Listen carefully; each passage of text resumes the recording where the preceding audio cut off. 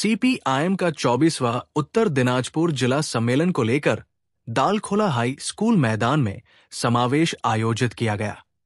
इस सम्मेलन में सीपीआईएम राज्य कमेटी सचिव मोहम्मद सलीम उपस्थित थे।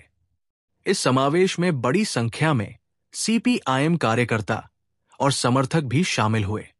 मोहम्मद सलीम ने सवाल खड़े करते हुए पूछा, जो काम पूरे देश में प्रतिबंधित है वो सरकारी अस्पतालों में कैसे हो रहा है?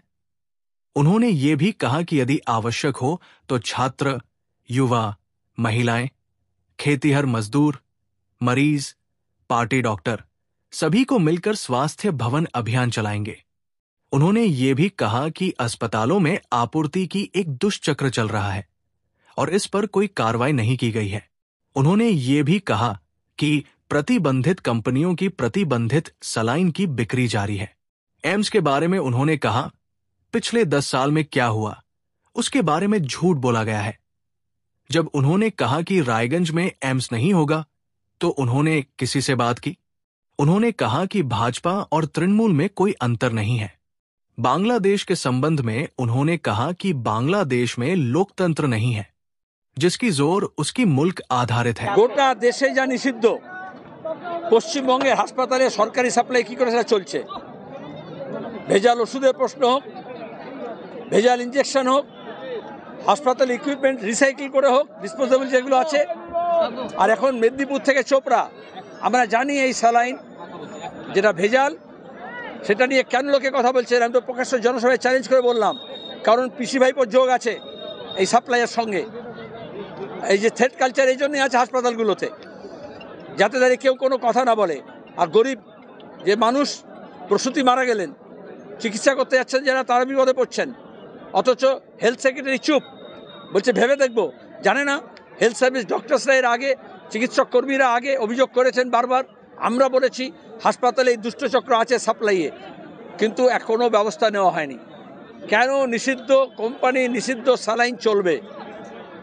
ছাত্র, যুব, মহিলা, শ্রমিক, কৃষক, ক্ষেতমজুর, পেশেন্ট পার্টি, ডাক্তার সবাই মিলে আমাদের দরকার হলে স্বাস্থ্য ভবন অভিযান করতে হবে, ঘিরতে হবে। মানুষের প্রাণ নিয়ে মমতা ব্যানার্জি দুর্নীতির জন্য আর তার ভাইপো উপরি টাকা কামানোর জন্য, দেখনাই আর চেকনাই করার জন্য মানুষের জীবন নিয়ে খেলছে। আচ্ছা, একদিকে যখন ভেজাল স্যালাইনে পশ্চিমবঙ্গে প্রসূতি মৃত্যু ঘটছে, ঠিক অপরদিকে বিজেপির এমপিরা জেলায় এসে বলছে যে উত্তরবঙ্গে এইমস হবেই। ওসব মিথ্যা বলে লাভ কি? 10 বছরে কি হয়েছে? ঘোড়া ডিম। সব এমপি তো উত্তরবঙ্গে বিজেপি ছিল, কেন রায়গঞ্জে হলো না? কোনো স্বাস্থ্য দপ্তরে কোনো পরিদর্শন, কোনো এক্সপার্ট ওপিনিয়ন কিছু নেওয়া হয়েছে? আজকে সেটিং যারা বলছে এমপিগুলো কি করবে? এরা তো খুচরো মাল, পরিষ্কার বলছি খুচরো মাল। ওদের কথার কোনো দাম আছে? যখন রায়গঞ্জে হবে না বলেছিল, কোনো এমপি, কোনো প্রদেশ সভাপতি কারোর সঙ্গে কথা বলেছিল? মানুষের সঙ্গে কথা বলেছিল? তোমাদের সঙ্গে কথা বলেছিল? কারণ বিজেপি বলেছিল না খাতা না বহি, যে মমতা কাহে সো সহি। আরএসএস কি বলেছিল? মোহন ভাগবত এসে কী বললো আরজি করের ব্যাপারে? এখন তো সিবিআই, এখন তো তদন্তে হচ্ছে গণ্ডগোল, এখন তো চার্জশিটে গণ্ডগোল। কিন্তু মোহন ভাগবত তো আগে এসে বলে গেলেন যে রাজ্য সরকার যে সিদ্ধান্ত নেবে আমরা তার পক্ষে। তার মানে কি? নির্দেশ তো দিয়ে দিলেন তিনি। যেখানে আরএসএস বলছে সে মমতাকে থাকুক, মমতা হচ্ছে তার মানসপুত্রী, তাহলে সেখানে দাঁড়িয়ে এই বিজেপি কে করবে? আজকে যে বিজেপি কালকে তৃণমূল হয়ে যাবে। উত্তরবঙ্গে কটা, তোমাদের রায়গঞ্জে কটা বিজেপি তৃণমূল হয়েছে হিসেব নাও। কালিয়াগঞ্জ বলো, রায়গঞ্জ বলো, আলিপুরদুয়ার বলো, কোচবিহার বলো, গোনাবো? চোপড়া স্যালাইন ফ্যাক্টরিতে বাইরে নোটিশ ফ্যাক্টরি বন্ধ, কিন্তু আমরা যা খবর পাচ্ছি ভিতরে কাজ চলছে। একদম যেভাবে বেআইনি বাজি কারখানাগুলোতে, বোমা কারখানাতে যখন বিস্ফোরণ হয়েছে, বাইরে পুলিশ পাহারা দিয়ে দিয়েছে আর ভেতরে মাল চলছে, ওই রকম স্যালাইন। তার মানে হয়ে যাচ্ছে এটা কার? তাহলে পুলিশ, সরকার তাদের যোগাযোগ আছে। এগুলো তো তদন্ত করে দেখা উচিত। খবরের কাগজগুলো মিডিয়াকে বলছি অন্তর্তদন্ত করুন, আমরাও করছি, আমি তো প্রকাশ্যে বলে দিলাম। এগুলো একদম কালীঘাটের সঙ্গে যোগাযোগ না থাকলে বেআইনি মাল এভাবে চলে না কারখানা। বলছি যে ঠিক আছে চলো, সিপিএম যত বামফ্রন্ট এই 14 বছর পেরিয়ে গেল, আপনারা কতটুকু ঘুরে দাঁড়াতে? 14 বছর বনবাসের পরে 1 বছর অজ্ঞাতবাস ছিল, তারপর তো রামচন্দ্র ফিরে এসেছিলেন। রামায়ণ পড়েননি আপনি? তাহলে 14 বছরের পরে 1 বছর অজ্ঞাতবাস থেকে বেরিয়ে এসছে সিপিএম। আজকে সমাবেশে তাই দেখেছেন, জেলা সম্মেলনগুলোতে তাই দেখছেন, এবং আন্দোলন সংগ্রামে তাই দেখেছেন। হাজার হাজার মানুষ রাস্তায় নামছে এবং তারপরে আবার নতুন উদ্যমে, নতুন উদ্যোগে বিজেপি তৃণমূলকে তাড়িয়ে এখানকার মানুষ তার নিজের মতো করে চলবার অধিকার পাবে। আচ্ছা, আপনি এই রায়গঞ্জ লোকসভা কেন্দ্রের সাংসদ ছিলেন প্রাক্তন, সেই সময়কার রায়গঞ্জ লোকসভা কেন্দ্রের অঞ্চল আর এখন বর্তমান পরিস্থিতি কতটা কি? আপনি গিয়ে দেখো, জালখোলা বাজারে গিয়ে যাও একটু দূরেই, দেখবে তখন কি রমরমা ছিল, কত দোকান বাজার হাট, বিহার থেকে লোক আসছে, অন্য জায়গা থেকে লোক আসছে। আর এখন গিয়ে যে কোনো বিজেপি তৃণমূল কিচ্ছু খুঁজতে হবে না, সিপিএম খুঁজতে হবে না, যে কোনো দোকানদারকে গিয়ে জিজ্ঞেস করো, যে কোনো গোডাউনে গিয়ে দেখো, ভেজাল মদের কারবার বাড়ছে, মদের দোকান বাড়ছে। স্কুল কলেজের অবস্থা দেখো, তাহলে বুঝতে পারবে। বড় রাস্তা হয়েছে মানুষের টাকায়, আমাদের লড়াই করে।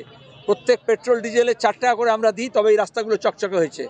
কিন্তু 4 টাকার মধ্যে 1 টাকা পাওয়া যায় গ্রামের রাস্তার জন্য, সেটা কোথায় গেল? সেগুলো কার ঘরে যাচ্ছে? ঘরের 100 দিনের কাজ হোক, ঘরের টাকা হোক, মানুষ টাকা পেলে তবে তো বাজারে জিনিস বিক্রি হবে। কিন্তু যদি মানুষ টাকা না পায় তাহলে মাল বিক্রি হবে কি করে? পরিযায়ী শ্রমিক যত যেত তার বেশি যাচ্ছে লোকেরা। এখানে কোনো কলকারখানা হচ্ছে না, যা কিছু হয়েছে বামফ্রন্টের আমল হয়েছে, নতুন কিছু হচ্ছে না কেন? বলছি বিজেপি বলছে যে এই বামেদের দুর্নীতি, মানে কেন্দ্রে একরকম বলছে, দিল্লি থেকে একরকম, বাংলায় আর একরকম।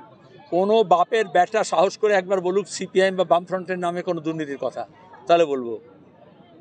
আর দুর্নীতি না, দুর্নীতির কথা বলছে, কিসের দুর্নীতি? দুর্নীতি না, দিল্লিতে গোটা দেশে, কেরল থেকে কাশ্মীর পর্যন্ত হিন্দুত্ববাদী ফাসিস্ট শক্তির বিরুদ্ধে আমরা লড়াই করছি। সেই লড়াইয়ে আমরা গোটা দেশের মানুষকে সামিল হতে বলছি। আবার পশ্চিমবঙ্গে এখানকার রাজ্য সরকার যা দুর্নীতি করছে, যা বিজেপিকে ঘাড়ে ধরে নিয়ে সেখানে বসে দেওয়ার চেষ্টা করছে, তাহলে তার বিরুদ্ধে আমাদের লড়াই হচ্ছে। দুটো এক। বিজেপি আর তৃণমূল আপনি আলাদা দেখছেন, আমি তো আলাদা দেখছি না। অভিষেক ব্যানার্জি এখনও চার্জশিটে তার নাম নেই কেন? শিক্ষক নিয়োগের দুর্নীতিতে, কলাবাজার দুর্নীতিতে, কারণ সে অমিত শাহের কোলে বসে আছে বলে।